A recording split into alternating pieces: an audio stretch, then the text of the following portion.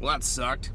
I just drove 12 kilometers up the switchbacks up the side of the valley to get high up so I get above this fog, because the view up here is freaking amazing once you get around this edge, and it's not happening. So I'm gonna go back down to the bottom of the valley and probably set up by the river, because the river's pretty cool.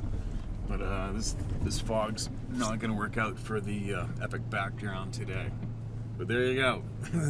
There, I just took you along the ride of what it's like to put together the backdrop for cranking out a video. Not so lucky today.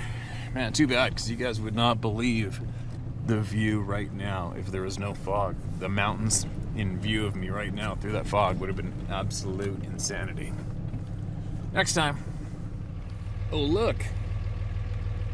The fog's clearing up a bit. Maybe we'll get lucky up here.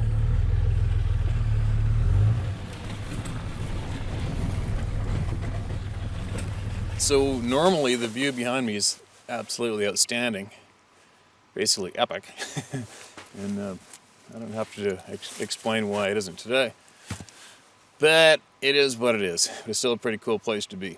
So I remembered a quick bear story I can share with you guys.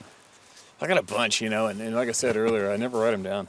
I always think about them when it's the right setting. When you're with a bunch of friends, you are hunting or you're talking about hunting, and then the stories start flinging, and your mind goes there, and everything comes out in memory pretty clear. But lately I've just been so busy and getting caught up with these other topics, and it's pretty hard not to sling away from them, because I'm getting thousands of emails, and it is very interesting, and it is helping a lot of people. But I remember this one story one time. This is this dude in spring bear hunting, and it was a little bit later in the season, and things were starting to green up, meaning the leaves were getting on the willow now. It wasn't, you couldn't really see that far in the bush anymore. And I had a shotgun with me, and the other guy had a 270. Pretty sure I had a 270. This is quite a while ago. And a sunny afternoon, which at times a sunny afternoon can be quite productive for seeing bears, especially when they're in a rut. And we were mountain hunting, and we spotted this great big boar, and he was on the middle of a drain. So when a creek cuts down the face of a mountain, it'll be like long ridges coming down, and down in the bottom of the ridge will be that drain, that creek bed coming down the middle of it. So it'll be like, if you're to look down the side of the mountain, it's like ridge drops down to a creek, ridge drops down to a creek. You know what I mean? So, but these particular two, it was like narrow. They weren't that big, but there was a creek down the bottom. But all the tangled up willow that was choked in the bottom of that creek bottom, it was like thick. It was too thick to see in there, right? And you'll understand why I'm mentioning that in a little bit. And so when you find a big bear grazing in those grassy slopes and patches and slides, it makes for pretty easy stalking, because you just got to go over one ridge, basically go straight up the drain, guess your height, the correct height where you last saw that boar, use the tree as a bearing, and then side hill with the wind in your favor until you can see that bear. Then you can creep up that next ridge, creep up, look at straight shot across that gully, and and it's pretty simple. So this particular day, we spotted the bear up on the side of the mountain, did exactly what I just described. Went over, got the wind in the face, went straight up the drain out of sight. You can go at any pace you want. You can talk, it doesn't matter, they're not going to hear you or see you. And then we side-hilled through the gullies directly towards the big boar. And then if everything goes right, when you peek up over that edge, they'll be right there, feeding away, don't know you're there, 100 yards or less, and you let them have it. So it all worked out perfect. And we ended up going a little above them. So we're above them on this ridge, and we're looking down on them across the gully with the creek down below us, okay? And the distance to that bear from us might have been 175, maybe. And let's face it, laying down with a high-power rifle, steady, all the time in the world, that's an easy shot. And so the dude gets ready, and the bear was, if I had to look straight at the bear right now, looking at him, the view that we had, his head's up to the right, his butt's downhill, He's feeding uphill. He's grazing on the side of that slope. So it basically puts his entire body almost straight at us, okay? So it's almost as if you were to be shooting straight down on that bear. And he's slight quartering away. So the guy's an experienced hunter. And he lines up to do your typical shot, behind the shoulder, which at that angle, you're going to go basically behind the hump on his back, on the right side, the lower side of the spine, and thump him down into the goods and have a nice, quick, clean kill, harvest shot. So we're sitting there. And this is way before I ever had a video camera or anything. And I didn't even know if I had a camera then. So anyways, he tees off, shoots the bear. Perfect shot. Boom. Lays him out like a rug. Just like that. Just like you pressed a button and out it went. Perfect. And then we're sitting there looking at him. He jacks our shell in, and I'm like, okay, get ready for a shot. And we're sitting there watching the bear, watching the bear, watching the bear. Didn't move. I mean, this thing is laid out like a perfect bear rug. Thump. He's laying there on the slope. Dead still. Sun's shining on him. And we're just laying there watching him, waiting and waiting and waiting and waiting and waiting. Nothing happened. He's still laying there. We're like, cool. All right, got him. High five. And then, recapping the shot, recapping the stalk, and fun it was, and exciting and everything. And we actually, here's the bizarre weird part. So we took our backpacks off, had a sandwich, sat there and had a sandwich while watching, down the hill across the gully. There's that bear laying there. Hasn't moved an inch. He is dead. And think of how long you're going to sit there and have a sandwich for. Right? I mean, you don't need a sandwich like a Ritz cracker. Had a sandwich. I think we had a box juice. Drink. Bear hasn't moved. He's dead. And then now we're going to go over there and go retrieve him, right? So one thing as you go over the years of doing these things, you learn from your mistakes. You learn from your mistakes in life. And you have to screw up to learn to get better. And because of this particular day, from now on, I do not leave sight of a dangerous game animal ever after it's been shot. Ever. If there's two of you, I'm getting ahead of myself. Let me finish the story. So, there isn't worry in the world. Obviously, this thing's done. It's been laying there forever. And we now are going to go, remember there's a steep gully, creek bottom, thick, choked with willow. You can't see the creek. It's too thick with all the green willow greened up all the way down that draw. Patchy open spots on the slope we're walking on. One kind of a semi-open patch. That bear's laying in the middle of it, and that open patch might have been 20 yards wide. Yeah, probably 20 yards wide, or from top to bottom, maybe 20 yards. The open patch he was in, that was maybe 40 yards long, surrounded by bushed up, greened up willow. So now to get over to him, we're going to stay above him. So we're going to go, keep going side hilling into the bottom of the gully. We're not going to go down and then up to him. We're going to go side hill, come around, come above him, where an old stump and a burn, the old burnt log is the marking where he is. And he should be, 25 meters down below the base of that silver burnt out log. So we're BSing away, cruising along, go through the thick willow, come up to the base of that log, and then I start to go walking down into that open, and there's a clearing, and there's no bear. Like, what? Come on.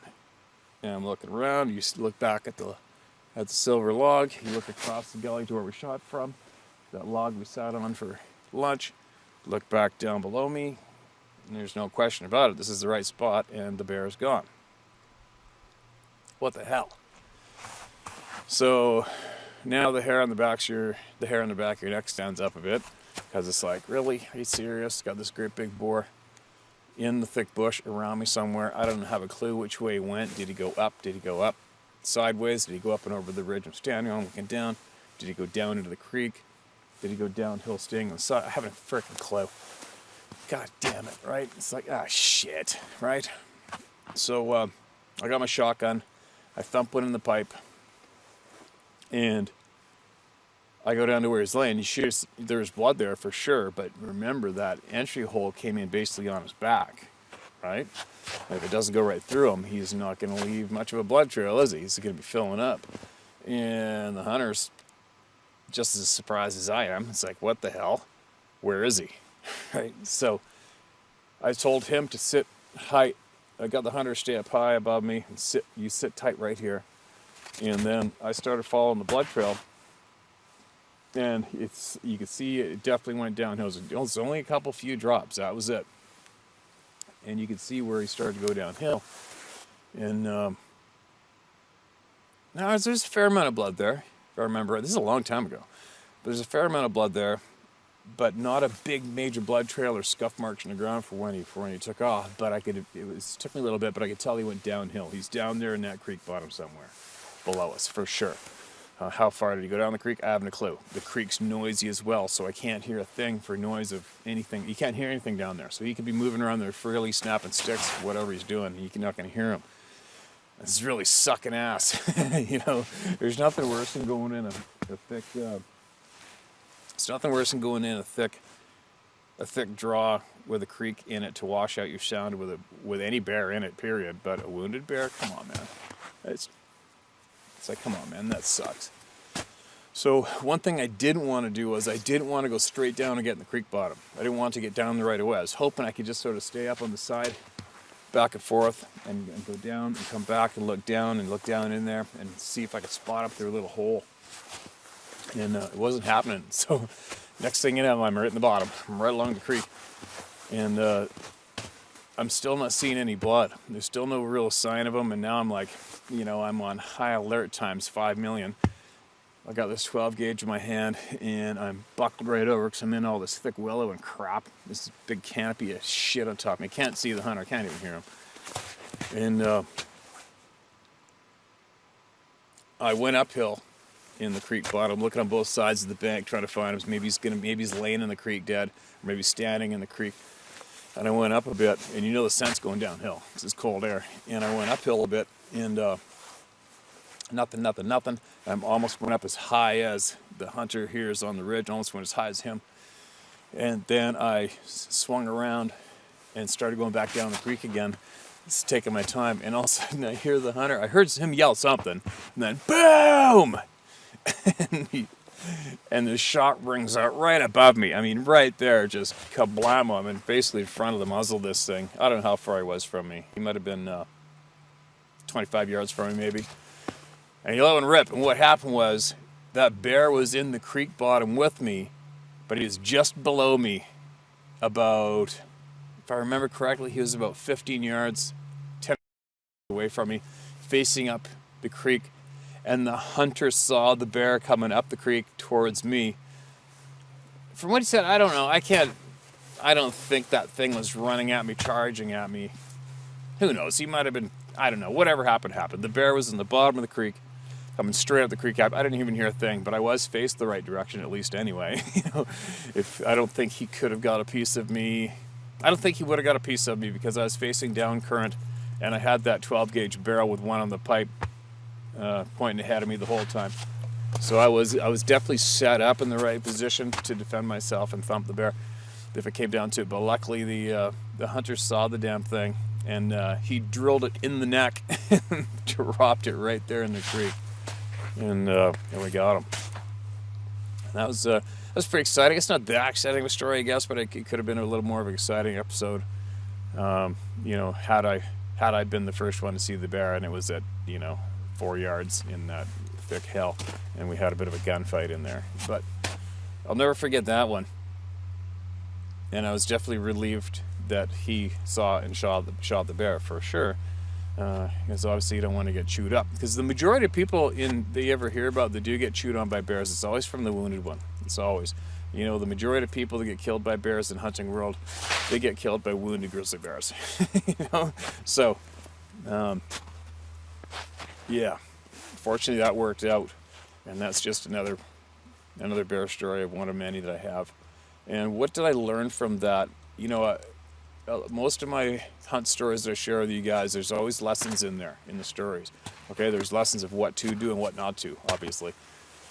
And nobody is good at anything. Nobody's perfect at anything. You know, nobody's perfect at anything, and nobody gets good at anything unless you make mistakes. And the people that have made the most mistakes have learned the most, and then they have the knowledge to pass on to others, like I've been passing on to you guys. Because when it comes down to it, I've done more dumb things in this lifetime. I could write an Encyclopedia Britannica on dumb shit human people, on dumb shit humans do. I'll tell you what. And but there you go. There's another kooky bear story. But getting back to what the lessons that I learned from that particular moment is number one, if you do shoot a bear with one shot, a dangerous animal, grizzly bear, whatever, thump it, dump it in one shot, and it doesn't move and it appears to be a clean kill, shoot him again. Just put another one in there to be sure. Even two more. Doesn't hurt. Who cares? It's better than somebody getting chewed on or even worst case scenario, killed. But if you ever dump a dangerous game animal, thump them, boonk, from a behind the shoulder shot, you know, not a head shot. You shoot something in the head, he's dead.